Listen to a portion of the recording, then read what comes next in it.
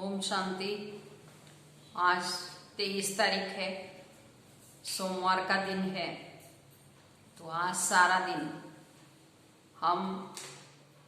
मैं मास्टर ज्ञान सागर हूँ, इस स्वमान का अभ्यास करेंगे और सारा दिन ज्ञान की डांस करेंगे। ज्ञान का सागर नॉलेजफुल एक बाप है और हम उसके बच्चे मास्टर ज्ञान सागर है। इस स्वमान का अभ्यास करेंगे।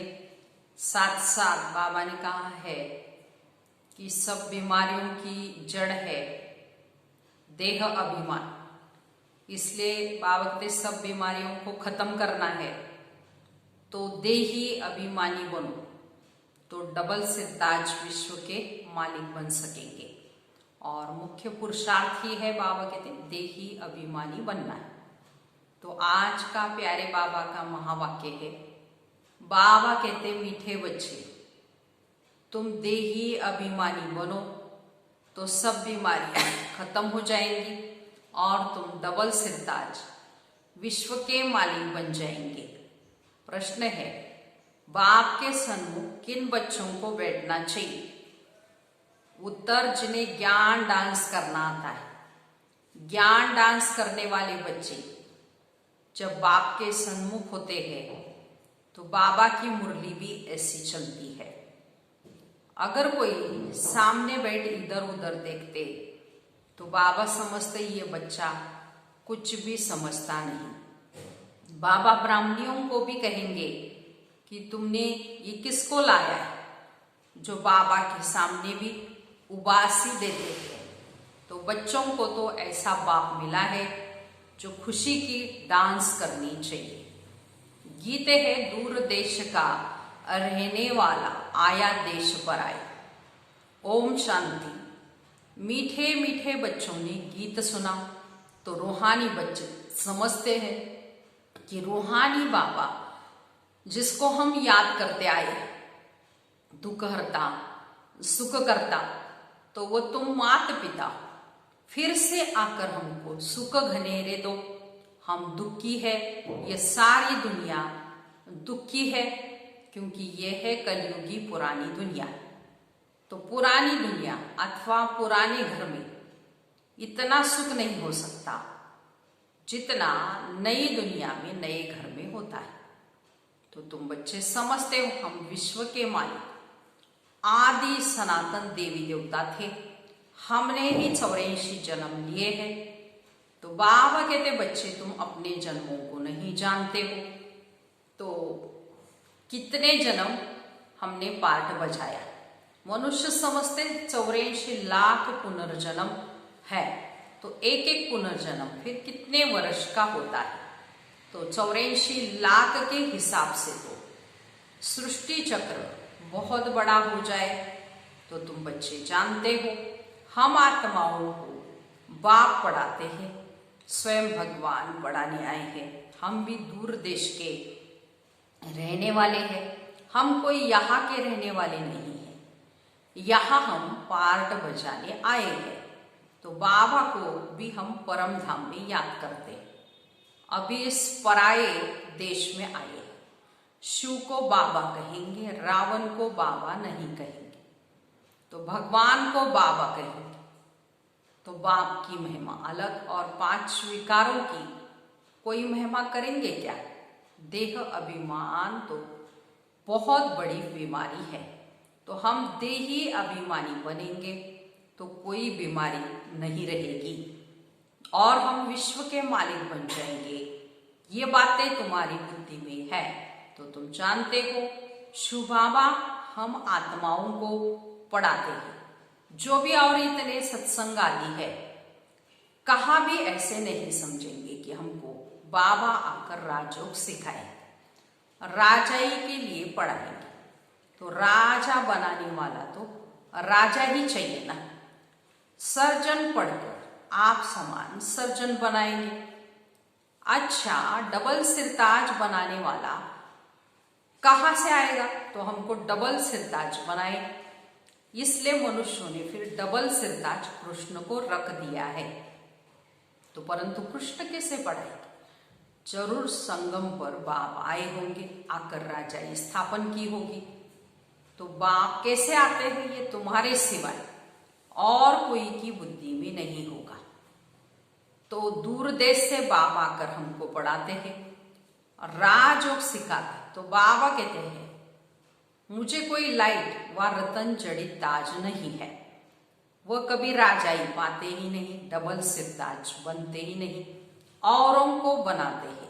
तो बाबा कहते हैं हम अगर राजा बनता तो फिर रंक भी बनना पड़ता। भारतवासी राव थे, अब रंक भी है। तो तुम डबल सिरताज बनते हो तो तुमको बनाने वाला डबल सिरताज होना चाहिए, जो फिर तुम्हारा योग भी लगे। जो जैसा होगा ऐसा आप सामान जरूर बनाएगा। सन्यासी कोशिश कर सन्यासी ही बनाएंगे। तो तुम गृहस्थी व सन्यासी तो फिर तुम फॉलोअर्स ठहरे ही नहीं। तो कहते हैं ना फलाना शिवानंद का फॉलोअर है, परंतु वह सन्यासी माथा मुड़ाने वाले हैं, तुम तो फॉलो करते नहीं। तो तुम फिर फॉलोअर क्यों कहते हो? तो फॉलोअर तो वो जो झट कपड़ा उतार कफनी पहन ले। तो तुम तो गृहस्थियों में विकारी आदि में रहते, फिर शिवानंद का फॉलोअर्स कैसे कहलाते हो? तो गुरु का तो काम है सद्गति करना। तो गुरु ऐसे तो नहीं कहेंगे फलाने को याद करो, फिर तो खुद गुरु नहीं हुआ। तो मुक्ति धाम में जाने के लिए युक्ति भी चाहिए ना। तो तुम बच्चों को समझाया जाता है तो तुम्हारा घर है मुक्ति धाम अथवा निराकारी दुनिया। आत्मा को कहा जाता है निराकारी सोल। शरीर है 5 तत्वों का बना हुआ। तो आत्मा कहाँ से आती है? तो परम धाम निराकारी दुनिया से। वहां बहुत आत्माएं रहती हैं, उनको कहेंगे स्वीट होम। तो वहां आत्माएं सुख और दुख से न्यारी रहती है। यह अच्छी रीति पक्का करना है। हम हैं स्वीट साइलेंस होम के रहने वाले। यहाँ यह नाटकशाला है जहां हम पार्ट बजाने आए हैं। तो यह नाटकशाला में सूर्य, चांद, स्टार्स आदि बत्तियां है। कोई गिनती कर न सके कि यह नाटकशाला कितने माइल्स की है। एरोप्लेन में ऊपर जाते लेकिन उनमें पेट्रोल आदि इतना नहीं डाल सकते, तो जाकर फिर लौट कर आते हैं। इतना दूर नहीं जा सकते हैं। तो इसलिए बाबा कहते हैं हमको पुरुषार्थ करना है, क्योंकि पुरुषार्थ के सिवाय प्रारब्ध नहीं बन सकती। तो बाबा कहते हैं मनुष्य तो इसके पिछाड़ी कितना खर्चा करते हैं, इतने माइल्स गए फिर लौट कर बाबा कहते हैं आ भी नहीं सकते कई बार। तो बाबा समझाते इतने माइल्स तक है, लौटेंगे नहीं तो गिर पड़ेंगे। समुद्र व आकाश तत्व का ऐसे अंत पा ही नहीं सकते। तो अब आप तुमको अपना अंत देते। तो आत्मा इस आकाश तत्व से पार चली जाती है। तो कितना बड़ा रॉकेट है। तो तुम जब पवित्र बन जाएंगे तो फिर रॉकेट मिसाइल उड़ने लग पड़ेंगे। कितना छोटा रॉकेट है, सबसे तीखा, सूर्य चांद से भी ऊपर मूल वतन में चले जाए। सूर्य चांद का अंत पाने की बहुत कोशिश करते। दूर के स्टार्स आदि कितने छोटे देखने में आते है, तो बहुत बड़े। जैसे तुम पतंग उड़ाते हो तो ऊपर में कितनी छोटी छोटी दिखाई पड़ती है। तो बाबा कहते तुम्हारी आत्मा तो सबसे तीखी है। सेकेंड में एक शरीर छोड़ दूसरे गर्भ में जाके प्रवेश करती है। तो किसका कर्मों का हिसाब किताब लंदन में है, तो सेकेंड में लंदन में जाकर वो जन्म लेगी। सेकेंड में जीवन मुक्ति गायब हुई है ना। तो बच्चा गर्भ से निकला और मालिक बना, वारिस हो गया। तो तुम बच्चों ने भी बाप को जाना, गोया विश्व के मालिक बन गए। तो बेहद का बाप ही आकर तुमको विश्व का मालिक बनाता। स्कूल में बैरिस्टरी पढ़ते तो बैरिस्टर बनेंगे। यहां तुम डबल सिरताज बनने के लिए पढ़ते। अगर पास होंगे तो डबल सिरताज जरूर बनेंगे, फिर भी स्वर्ग में तो जरूर आएंगे। तो तुम जानते हो बाप तो सदैव वहां ही रहते। वो गॉड फादर कहेंगे तो भी दृष्टि जरूर ऊपर जाएगी। गॉड फादर है तो जरूर कुछ तो उनका पार्ट होगा ना। अभी पार्ट बजा रहे हैं, उनको बागवान भी कहते हैं, कांटों से आकर फूल बनाते हैं, तो तुम बच्चों को बहुत खुशी होनी चाहिए। बाबा आया है दूर देश से इस पराये देश, दूर देश का रहने वाला आया देश पराए। तो दूर देश का रहने वाला बाप है और आत्माएं भी वहां रहती है। यहाँ फिर पार्ट बजाने आती है। देश पराए यह अर्थ कोई नहीं जानते। तुम तो भक्ति मार्ग में जो सुनते हो सत सत करते रहते हैं। तो तुम बच्चों को बाप कितना अच्छी रीति समझाते हैं।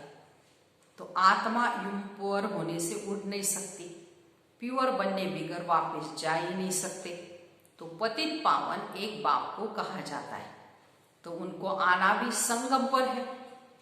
तो बाबा कहते तुमको कितनी खुशी होनी चाहिए, बाबा हमको डबल सिरताज बना रहे हैं, इससे ऊंच दर्जा कोई का होता नहीं।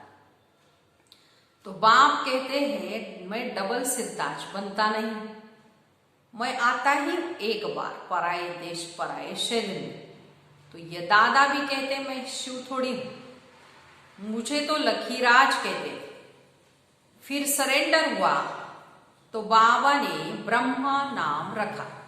तो इसमें प्रवेश कर इनको कहा कि तुम अपने जन्मों को नहीं जानते हो, 84 जन्मों का हिसाब होना चाहिए। तो वो लोग तो 84 लाख कहते थे, जो बिल्कुल ही इम्पॉसिबल है। 84 लाख जन्मों का राज समझने में सैकड़ों वर्ष लग जाए, याद भी पढ़ न सके। 84 लाख योनि में तो पशु पक्षी आदि सब आ जाते हैं। तो मनुष्य का ही जन्म दुर्लभ गाया जाता है, जानवर थोड़ी नॉलेज समझ सकेंगे। तो तुमको बाप आकर नॉलेज पढ़ाते और खुद कहते हैं मैं आता हूं रावण राज्य में। तो माया ने तुमको कितना पत्थर बुद्धि बना दिया है। तो अब फिर बाप तुमको पारस बुद्धि बनाते हैं। तो उतरती कला में तुम पत्थर बुद्धि बन गए, अब फिर बाप चढ़ती कला में ले जाते। नंबरवार तो होते ही है ना।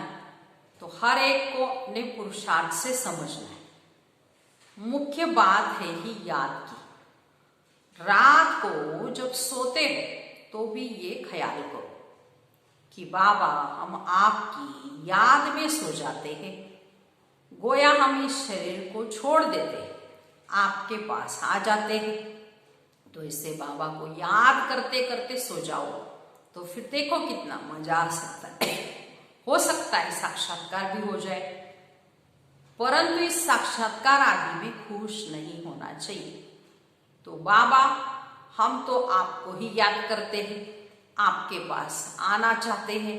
तो बाबा को तुम याद करते करते बड़े आराम से चले जाएंगे।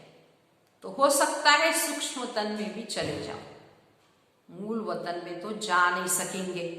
तो अभी वापिस जाने का समय कहाँ आया है। हाँ, साक्षात्कार हुआ बिंदी का, फिर छोटी छोटी आत्माओं का झाड़ दिखाई पड़ेगा। जैसे तुमको वैकुंठ का साक्षात्कार होता है, ऐसे नहीं साक्षात्कार हुआ तो तुम वैकुंठ में चले जाएंगे, नहीं। उसके लिए फिर मेहनत करनी पड़ेगी। तो तुमको समझाया जाता है तुम पहले पहले जाएंगे, स्वीट हो। तो सब आत्माएं पाठ बजाने से मुक्त हो जाएगी। जब तक आत्मा पवित्र नहीं बनी है तब तक जा नहीं सकते। तो बाकी साक्षात्कार से मिलता कुछ भी नहीं। मीरा को साक्षात्कार हुआ, वैकुंठ में चली थोड़ी गई। तो वैकुंठ तो सतयुग में ही होता है। तो अब तुम तैयारियां कर रहे हो वैकुंठ का मालिक बनने के लिए। बाबा ध्यान आदि में इतना जाना नहीं देते, क्योंकि तुमको तो पढ़ना है। बाप आकर पढ़ाते हैं, सर्व की सदगति करते हैं। तो ज्ञान बिन सदगति नहीं बाबा कहते। तो पढ़ाई से ही सदगति हो, विनाश भी सामने खड़ा है। बाकी असुर और देवताओं की लड़ाई तो है नहीं, वो आपस में लड़ते हैं तुम्हारे लिए, क्योंकि तुम्हारे लिए अब नई दुनिया चाहिए। बाकी तुम्हारी लड़ाई है माया के साथ युद्ध। तो तुम बहुत नामी ग्रामी वॉरियर्स हो, परंतु कोई जानते नहीं कि देवियां इतना क्यों गाई जाती है। तो इस वाक्य तुम बहुत ही गायन योग्य आत्मा हो। तो बाबा कहते योद्धे हो, तो अब तुम भारत को योग बल से स्वर्ग बना दो। तुमको अब बाप मिल गया तो तुमको समझाते रहते हैं, ज्ञान से नई दुनिया जिंदाबाद होती। तो यह लक्ष्मी नारायण नई दुनिया के मालिक थे ना। अब पुरानी दुनिया है, पुरानी दुनिया का विनाश आगे भी मुसलों द्वारा हुआ था। महाभारत लड़ाई लगी थी, उस समय बाबा राजयोग सिखा रहे थे। तो प्रैक्टिकल में बाबा राजयोग सिखा रहे, तो बाबा ही तुमको सच बताते। सच्चा बाबा आते हैं तो तुम सदैव खुशी में डांस करते हो। यह है ज्ञान की डांस जो बाप सिखाते।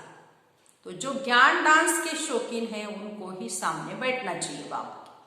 जो नहीं समझने वाले होंगे उनको उबासी आएगी, तो समझ जाते ये कुछ भी समझते नहीं। ज्ञान को कुछ भी समझेंगे नहीं तो इधर उधर देखते रहेंगे, बुद्धि को भटकाते। तो बाबा भी ब्राह्मणी को कहेंगे तुमने ये किसको लाया है। जो सीखते और सिखाते हैं उनको सामने बैठना चाहिए, उनको खुशी भी होती रहेगी। तो हमको भी डांस करना है, ये है ज्ञान की डांस। कृष्ण ते बाबा कहते न ज्ञान सुनाया न ज्ञान डांस की। मुरली तो ये ज्ञान की है, तो बाबा ने समझाया है। रात्रि को सोते समय बाबा को याद करते, चक्र को बुद्धि में याद करते रहो। तो बाबा हम अब इस शरीर को छोड़ आपके पास आते हैं, ऐसे याद करते करते सो जाओ, फिर देखो क्या होता है। बाबा से मीठी मीठी बातें करते, आगे कब्रिस्तान बनाते थे, फिर कोई शांति में चले जाते थे तो कोई रास करने लगते थे। तो जो बाप को जानते ही नहीं तो वो याद कैसे कर सकेंगे। तो मनुष्य मात्र बाप को जानेंगे ही नहीं तो बाप को कैसे याद करें। तब बाबा कहते मैं जो हूं जैसा हूं, मुझे कोटों में कोई जानते हैं तो कोई भी नहीं जानते। आप तुमको कितनी समझ आई, तुम हो गुप्त वॉरियर्स। वॉरियर्स नाम सुनकर देवियों को फिर तलवार बाण दिए है। तो तुम वॉरियर्स हो योग बल के, योग बल से तुम विश्व के मालिक बनते हो। बाहुबल से कोई कितनी भी कोशिश करे परंतु जीत पाने तो भारत का योग महशूर। तो ये बाप ही आकर सिखाते, ये भी किसको पता नहीं। तो उठते बैठते ऐसे बाप को याद करते रहो। कहते योग नहीं लगता, योग अक्षर उड़ा दो। बाप तो बच्चों को बाप कहते याद करते हो ना। शुभाबा कहते माँ में एकम याद करो, मैं ही सर्वशक्तिमान हूं। मुझे याद करने से तुम सतो प्रधान बन जाए। जब सतो प्रधान बन जाएंगे तो फिर आत्माओं की बारात निकलेगी। जैसी मक्खियों की बारात होती है ना, ये है शुभाबा की बारात। तो शुभाबा के पिछाड़ी सब आत्माएं मच्छरों सदृश भागेगी, बाकी शरीर सब यहां ही खत्म हो जाएंगे, विनाश हो जाएंगे। अच्छा मीठे मीठे सिकिलते बच्चों प्रति माता पिता बाप दादा का याद प्यार और गुड मॉर्निंग। रूहानी बाप की रूहानी बच्चों को नमस्ते। हम रूहानी बच्चों की रूहानी माता पिता बाप दादा को याद प्यार गुड मॉर्निंग और नमस्ते। हम बनेंगे फरिश्ते। वाह बाबा वाह, शुक्रिया बाबा शुक्रिया। अभी धारणा के लिए मुख्य सार सुनेंगे। पहली पॉइंट है रात को सोने से पहले बाबा से मीठी मीठी बातें करनी। बाबा हम इस शरीर को छोड़ आपके पास आते हैं, ऐसे याद करके सोना है। याद ही मुख्य है, याद से ही पारस बुद्धि बनेगी। दूसरी पॉइंट 5 विकारों की बीमारी से बचने के लिए देही अभिमानी रहने का पुरुषार्थ करना है। अतः खुशी में रहना है, ज्ञान का डांस करना है, क्लास में सुस्ती नहीं फैलाना है। वरदान त्रिकालदर्शी स्टेज द्वारा व्यर्थ खाता समाप्त करने वाले सदा सफलता मूर्त भव। विस्तार त्रिकालदर्शी स्टेज पर स्थित होना अर्थात हर संकल्प बोल व कर्म करने के पहले चेक करना ये व्यर्थ है या समर्थ। व्यर्थ 1 सेकंड में पद्मों का नुकसान कराता है, समर्थ एक सेकंड में पद्मों की कमाई कराता है। सेकंड का व्यर्थ भी कमाई में बहुत घाटा डाल देता है, जिससे की हुई कमाई भी छिप जाती है। इसलिए एक कालदर्शी हो कर्म करने के बजाय त्रिकालदर्शी स्थिति पर स्थित होकर करो तो व्यर्थ समाप्त हो जाएगा और सदा सफलता मूर्त बन जाएंगे। ऐसे सारा दिन सफलता मूर्त बनने के लिए बाबा ने अंडरलाइन कराया कि हर कर्म त्रिकालदर्शी होकर करना है, उसका आदि मध्य अंत सोच के करना है, तो हम सफलता मूर्त बन जाएंगे। आज का स्लोगन है मान शान और साधनों का त्याग ही महान त्याग है, और ऐसा महान त्याग करेंगे तो भाग्य जरूर बनेगा और हम पद्मापदम भाग्यशाली बन जाएंगे। अच्छा, ओम शांति।